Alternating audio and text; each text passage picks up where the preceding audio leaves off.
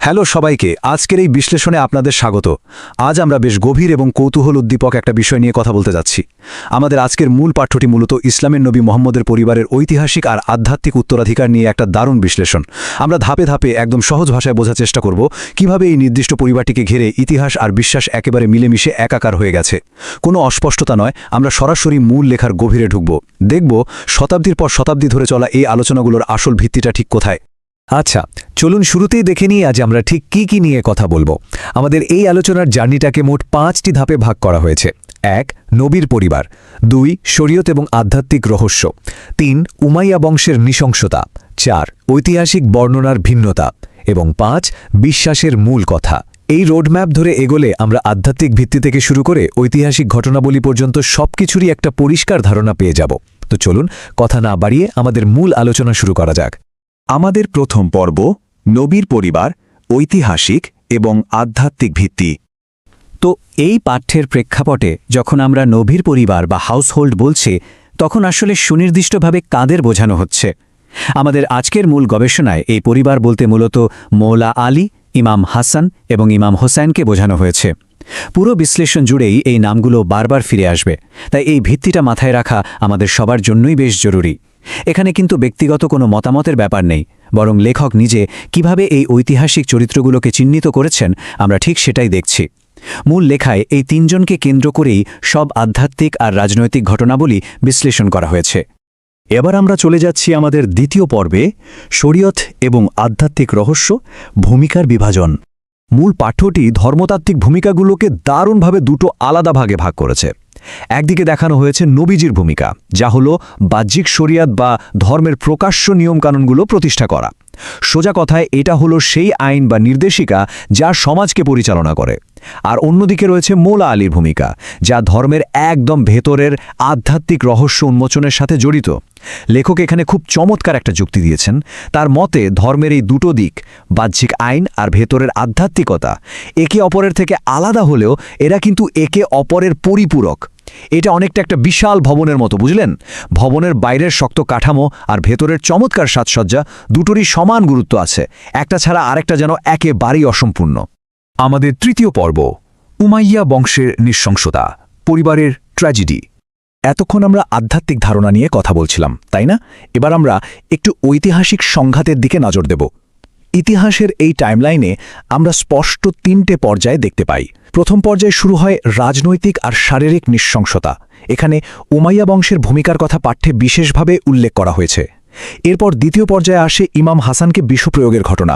পাঠ্য অনুযায়ী এটা নিছকই কোনো মৃত্যু ছিল না, বরং এটা ছিল নেতৃত্বের পালাবদলে একটা বিশাল আঘাত, একটা বড়সড় পারিবারিক আর রাজনৈতিক ট্র্যাজেডি। আর সবশেষে তৃতীয় পর্যায়ে ঘটে কারবালার সেই চূড়ান্ত ট্র্যাজেডি।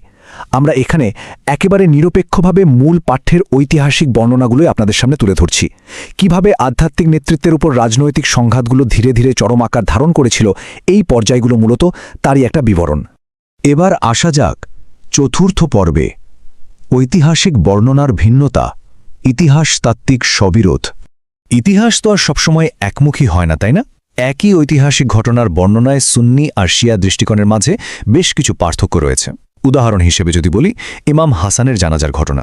এক পক্ষের বর্ণনায় বিষয়টি হয়তো স্বাভাবিক একটা ঘটনা হিসেবেই এসছে, কিন্তু অন্য পক্ষের বর্ণনায় সেখানে প্রবল বাধা দেওয়ার কথা বলা হয়েছে। ঠিক একইভাবে মুয়াবিয়ার ভূমিকা নিয়েও দুটো সম্পূর্ণ ভিন্ন দৃষ্টিভঙ্গি রয়েছে। এখন এই তুলনাগুলো করার উদ্দেশ্য কিন্তু কোনো একটি নির্দিষ্ট মতবাদকে সঠিক প্রমাণ করা বা কারো পক্ষ নেওয়া একেবারেই নয়, বরং মূল পাঠ্যটিতে কিভাবে এই গধীরে বিভক্ত ঐতিহাসিক দৃষ্টিভঙ্গিগুলোকে উপস্থাপন করা হয়েছে আমরা কেবল সেটাই দেখছি। এই ভিন্নতাগুলো দেখলে একটা ব্যাপার খুব সহজেই বোঝা যায় যে ঐতিহাসিক ঘটনাবলী যুগে যুগে কিভাবে পরবর্তী প্রজন্মের অবস্থানের উপর ভিত্তি করে সংরক্ষিত হয়। আমরা পৌঁছে গেছি আমাদের শেষ পর্বে, বিশ্বাসের মূল কথা, মূল ধর্মতাত্ত্বিক যুক্তি। এতক্ষণের এই ঐতিহাসিক আর আধ্যাত্মিক আলোচনার পর মূল লেখায় একটা অত্যন্ত জোরালো দাবি করা হয়েছে। দাবিটা হলো, এই ব্যক্তিদের প্রতি ভালোবাসা শুধু ইসলামের একটি অংশ নয়, বরং এটি হলো বিশ্বাসের মূল কথা।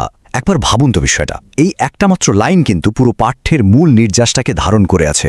এত সব ঐতিহাসিক ঘটনা, রাজনৈতিক সংঘাত সবকিছু বিশ্লেষণ করার পর লেখক ঠিক এই সিদ্ধান্তে এসে পৌঁছেছেন। অর্থাৎ তার মতে এই পরিবারের প্রতি ভক্তি কোনো সাধারণ ব্যাপার নয়, এটা একেবারে কেন্দ্রীয় একটা বিষয়। এটা শুধু পালন করার মতো কোনো নিয়ম নয়, বরং এটাই হলো সেই ভিত্তি যাকে বাদ দিলে পুরো বিশ্বাসের ধারণাটাই অসম্পূর্ণ থেকে যায়।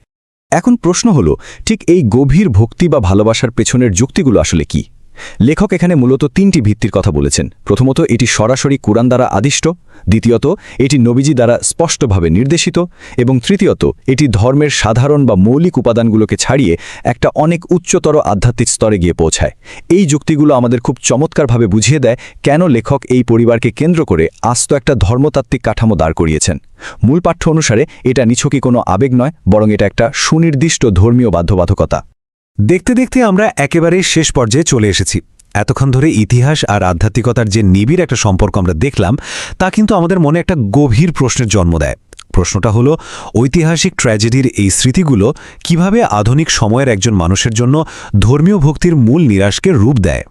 অতীতের ওই ঘটনাগুলো যে শুধু বইয়ের পাতায় বন্দি ধুলো পড়া কোনো ইতিহাস নয়, তা বর্তমানের বিশ্বাসকে কিভাবে প্রতিনিয়ত প্রভাবিত করে চলেছে, এই প্রশ্নটাই কিন্তু আমাদের সবচেয়ে বেশি ভাবায়। ধর্ম কিভাবে ইতিহাসের শোককে আত্মিক শক্তিতে বদলে দিতে পারে, তার এক অসাধারণ দৃষ্টান্ত হলো এই আলোচনা। আশা করছি আজকের এই বিশ্লেষণ আপনাদের এই বিষয়টিকে একটু নতুন দৃষ্টিকোণ থেকে ভাবতে সাহায্য করবে। এতক্ষণ সাথে থাকার জন্য সবাইকে অনেক অনেক ধন্যবাদ।